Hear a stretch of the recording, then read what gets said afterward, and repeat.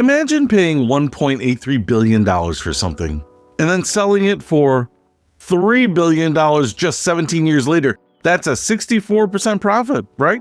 Not bad. Now, imagine that someone else pocketed the entire profit. Someone else collects every toll. Someone else keeps collecting tolls for 82 more years, and all you get is a measly $25 million transfer tax.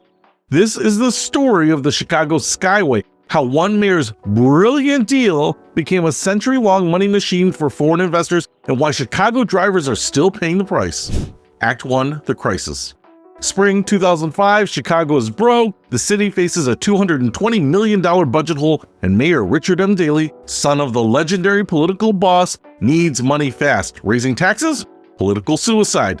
So Daley looks up, literally, at the Chicago Skyway, a 7.8-mile elevated toll road built in 1958 to connect Chicago to Indiana. It's not pretty, it's not glamorous, but it is profitable. In 2004, 17.4 million vehicles crossed the Skyway, generating $39.7 million in tolls. The $2 toll hadn't changed much since 1993, and this was Chicago's golden goose. But Daley needed the eggs now, not later. Daley had been watching the privatization trend sweep across America. Roads, airports, water systems, everything was on the table. But no American city had ever privatized an existing toll road. Chicago was about to be the first. Act 2, the bidding war. March 2004, Chicago issues a request for qualifications. 10 companies respond, 5 are selected to bid, and the city expects competitive offers, but nothing prepares them for what's coming. October 2004, bid opening day. The second highest bidder offers $700.5 million. The lowest offers $505 million. Not bad money for a 99-year lease. Then comes the Cintra-Macquarie Consortium. Their bid? $1.83 billion. Nearly $1 billion more than the next highest bid. City officials are stunned. Budget Director John Harris would later say, "We weren't going to let anyone steal it from us. The other bids were not serious." Act 3, the players. So who exactly bought Chicago's highway? Meet Cintra, a Spanish infrastructure giant owned by Ferrovial, and Macquarie, Australia's largest investment bank. Together, they formed Skyway Concession Company. Cintra, based in Madrid, specializes in toll roads across Europe, South America, and North America. Ferrovial's portfolio includes airports, highways, and major construction projects worldwide. Macquarie, headquartered in Sydney, is known as the Millionaire Factory for its aggressive infrastructure investments. They see opportunity where others see risk. These aren't small players. By 2005, Cintra and Macquarie had a combined assets worth hundreds of billions. They weren't just buying Chicago's highway, they were buying Chicago's future. Act 4, the celebration. October 28, 2004, Chicago City Council votes unanimously to approve the deal. The mood is euphoric. Alderman Richard Mel gushes to Mayor Daley, "If you ever decide to change careers, there's truly a place in Las Vegas for you. You have been able to pull off not a rabbit out of a hat, you've been able to pull a $1.8 billion gorilla out of a hat." The Chicago Tribune calls it a brilliant political move to obtain much-needed cash. Moody's, S&P, Fitch all raised Chicago's credit rating. For the first time in 25 years, Chicago has a AAA rating. Here's where the money goes. $463 million to pay off Skyway debt. $134 million to pay down other city debt. $258 million to eliminate short-term obligations. $500 million in a long-term reserve. $375 million into a midterm annuity. And $100 million for neighborhood programs. Act 5, the toll hikes. January 26, 2005, the Skyway officially transfers to private hands. Immediately, the toll jumps from $2 to $2.50, the first increase in 12 years. But that's just the beginning. The contract allows steady increases. 2008, $3. 2011, $3.50. 2013, $4. 2015, $4.50. 2017, $5. And after 2017, annual increases based on inflation. Today, the toll is $5.90 for cars, nearly triple what it was before privatization. For trucks, it can be over $20. Higher tolls mean fewer cars. Traffic dropped from 48,422 vehicles daily in 2005 to 41,249 in 2013, a 17% decline. But higher prices offset the volume loss. Act 6, the financial reality. Here's what the investors don't advertise. They were hemorrhaging money. To buy the Skyway, Cintra and Macquarie borrowed $1.4 billion. Their interest payments alone were $23.4 million annually. Between 2005 and 2014, the Skyway concession company only turned a profit in 1 year, 2013. They were collecting $80.7 million in revenue by 2014, but debt service was killing them. Meanwhile, Chicago was burning through its windfall. By 2011, nearly $500 million of the Skyway money had been spent on day-to-day operations. The long-term reserve slowly being tapped. Compare this to Indiana, which used its $3.85 billion from selling the Indiana Toll Road to fund a decade-long infrastructure plan, building 104 new roads. Chicago balanced budgets and filled potholes. Act 7, the fire sale. June 2015, just 10 years into the 99-year deal, Cintra and Macquarie put the Skyway up for sale. They won it out. The same companies that paid $1.83 billion are looking to cash out. The auction attracts major players. The winning bid, a consortium of Canadian pension funds, the Canada Pension Plan Investment Board, Ontario Municipal Employees Retirement System, and Ontario Teachers Pension Plan.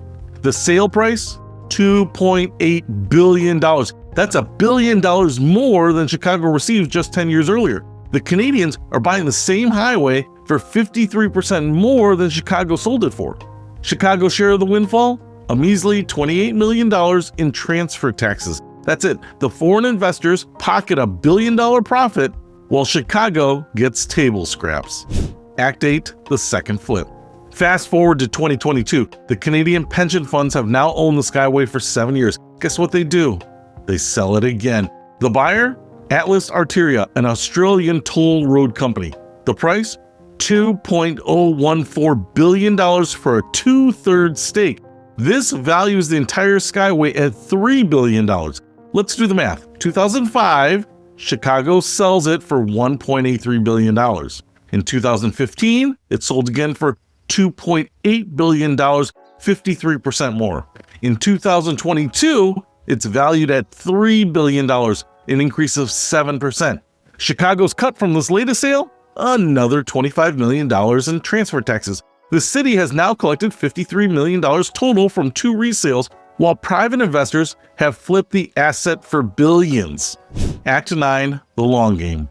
But here's the twist. The 99-year lease doesn't end until 2104. We're only 17 years in. Every single toll collected for the next 82 years goes to private investors. Dana Levinson, Chicago's former CFO who engineered the original deal, defends it. Based on the equity value of $3 billion, when it comes back to the city in 2104, it'll be worth north of $15 billion. But that's not adjusting for inflation. In inflation-adjusted dollars, that $15 billion might be worth less than the $1.83 billion Chicago got in 2005. Remember, every year, tens of millions in toll revenues flow to foreign investors. By 2104, they'll have collected potentially billions more than they ever paid, all from the piece of infrastructure built by American taxpayers in 1958. Act 10, the bigger picture. The Skyway was just the beginning. After this success, Daley privatized 4 downtown parking garages for $563 million, the entire parking meter system for $1.15 billion, nearly signed away Midway Airport, $2.5 billion. In total, Daley's Great Chicago Sell-Off brought in over $3.5 billion in upfront cash, but at what long-term cost? Today, Chicago faces a $1 billion budget shortfall. The mayor talks again about having no revenue-generating assets left to sell. Well, no kidding. They were all sold decades ago. Act 11, the reckoning.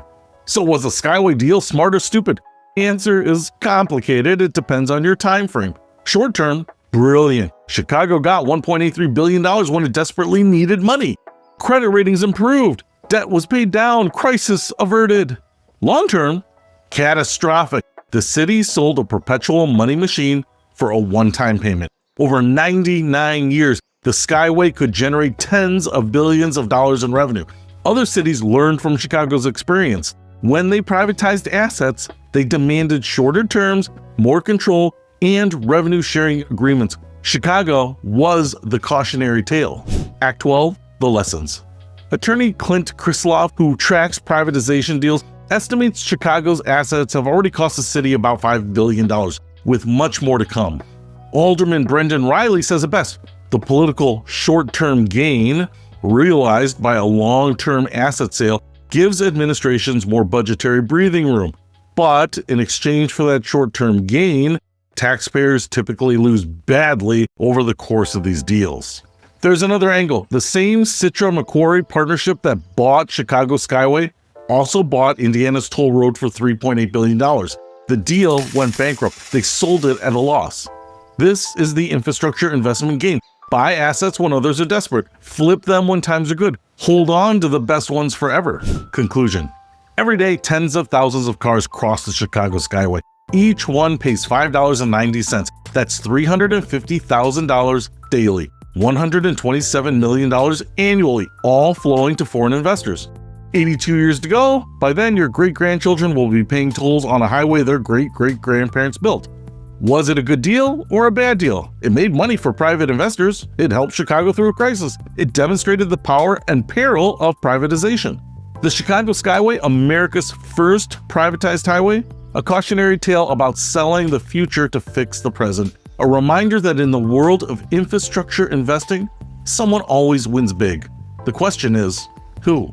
Next time your city wants to privatize assets, ask them this. In 100 years, who will still be collecting the checks?